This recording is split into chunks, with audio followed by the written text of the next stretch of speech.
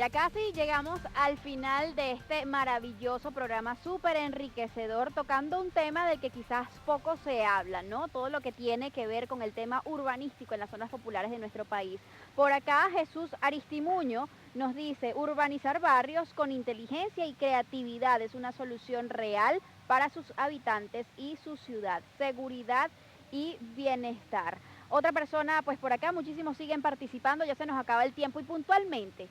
¿Se ha hecho algo, Ignacio, ya en Venezuela, algún tipo de proyecto, de iniciativa que haya intentado trabajar en esto de la habilitación de las zonas populares? Yo creo que es obligatorio mencionar que en 1994 el Ministerio de Desarrollo Urbano contrató a Ujú. los profesores Josefina Baldó y Federico Villanueva para un plan de habilitación física de barrios a nivel nacional, Ok. que ese plan se fue desarrollando un proyecto, habría que hacer todo un programa para ver por qué no tuvo más soluciones concretas. En el 2004, lamentablemente, ese proyecto se paralizó, pero de haberse continuado, habría sido pionero a nivel latinoamericano.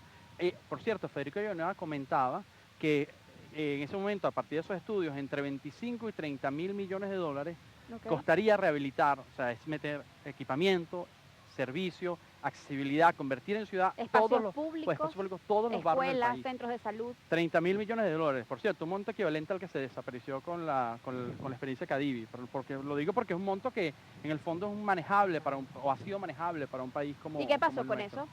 Ese proyecto se decidió paralizar y se volvió a la lógica viviendista que se tenía en el pasado. ¿Es posible rescatarlo Yo tal creo que cual o estamos obligados, reformarlo? yo creo que estamos obligados Correcto, no solo a rescatarlo, a repensarlo, eso. porque hay otras experiencias como por ejemplo la de Medellín o Ujú. la de Río, que han demostrado otras alternativas, por ejemplo colocando medios mecánicos para acceder a los barrios, escaleras mecánicas, Así es. que han demostrado que esos proyectos pueden incluso Que mejorarse de hecho para tú estás transformar los barrios. trabajando, además que participaste en la construcción de este proyecto de parque deportivo acá en Mezuca, que ha sido una estupenda solución en materia de urbanismo y de mejorar la calidad de vida para los habitantes de esta zona. Hablabas de incorporar escaleras eléctricas, de hecho, en este sector Sí, también. hay las famosas escaleras de Mezuca, Ok.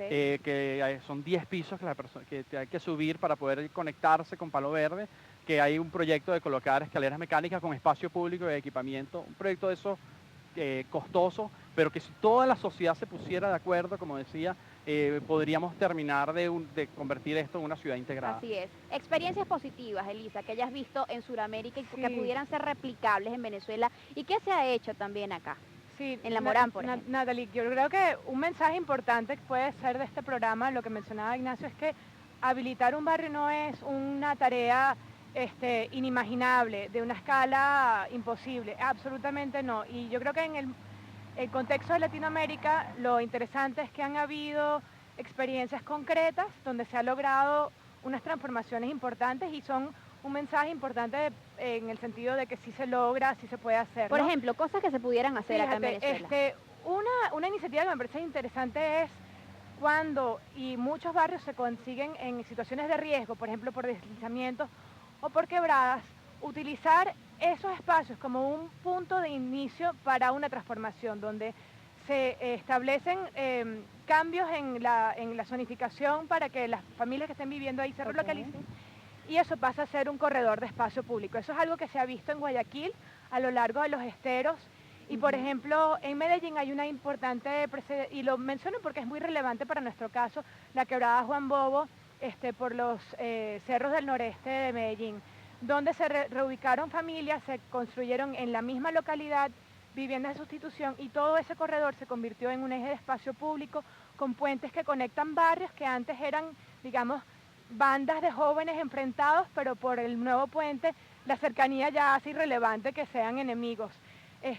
También en Medellín hay otros ejemplos de este tipo de vertederos de basura, por ejemplo el caso Que es un de gran problema Moravia, también en es un esta gran zona, problema. porque las personas tienen los depósitos de basura prácticamente al lado de la casa porque no Correcto. tienen espacios Es donde... correcto. No, el problema de la basura en nuestros barrios es importante y es casi que de una importancia primordial. Así es. El caso Moravia es interesante porque era el vertedero principal de la ciudad, muy próxima con el tejido urbano se fue incorporando y vivían cerca de ellas personas y después inclusive encima de ellas personas que vivían de la recolección y de del reciclaje.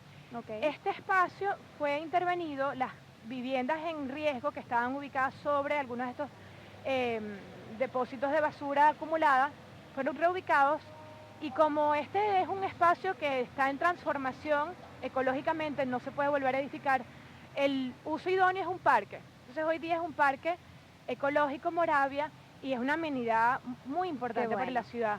¿Cuál es la labor? En esto tiene muchísimo que ver el Estado, la empresa privada y todo el que desee participar allí, porque estamos hablando de soluciones urbanísticas que demandan una inversión de dinero también bastante importante. Pero, ¿cuál debería ser también la labor del resto de la sociedad, del habitante de allá abajo de la ciudad, para con estas personas que viven en las zonas populares, para integrarlos, para formarlos?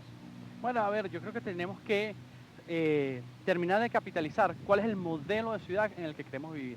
Digamos, si nosotros queremos vivir en una ciudad conectada, en una ciudad donde todos queramos estar aquí, una ciudad con espacio público, que nos permita construir sociedad entre todos, o si por el contrario queremos vivir en una ciudad donde cada quien se aísla y no se relaciona con el otro, lo cual sabemos que promueve la violencia y desarticula. Dejar de ver el barrio como algo aislado a la ciudad, Correcto. Independiente a la ciudad. Bien, muchísimas gracias a ambos por habernos acompañado Natalie. en esta oportunidad. Se nos acabó el tiempo, amigos. Estamos transmitiendo pues con todo gusto desde la parroquia Petare. Agradecemos a la alcaldía del municipio Sucre, especialmente a Carlos Escul, quien es el encargado de este maravilloso parque deportivo, el de Mezuca, desde el cual nos encontramos transmitiendo el día de hoy en vivo y directo para todos ustedes. Queremos también agradecer el maravilloso trabajo de todo un equipo técnico, camarógrafos, luminitos, técnicos de audio, a nuestro maravilloso director Angelo Paventi, también a nuestro director de fotografía